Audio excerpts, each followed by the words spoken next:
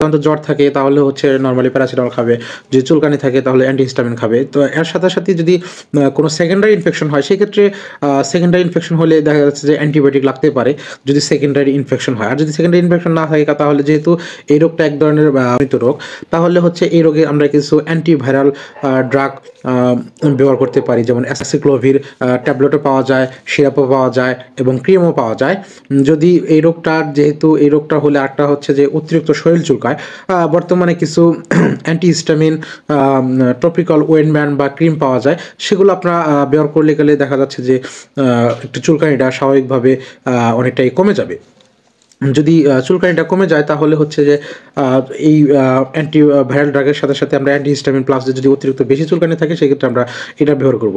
আর এই রোগটা হলে আমরা অবশ্যই চেষ্টা করব, যেহেতু আমাদের শরীরে অনেক চুলকানি থাকবে, অনেক শরীরটা হচ্ছে যে মানে অনেকটাই চুলকাবে, যদি চুলকায় আমরা চেষ্টা করব এগুলা যেন অন্য নখ দিয়ে বা আমরা এগুলা যেন না চুলকাই। কারণ নখ দিয়ে চুলকানোর পর যদি জায়গাগুলো ফেটে যায় তাহলে দেখা যাচ্ছে যে সেকেন্ডারি ইনফেকশন হওয়ার চান্স একটু বেশি থাকে।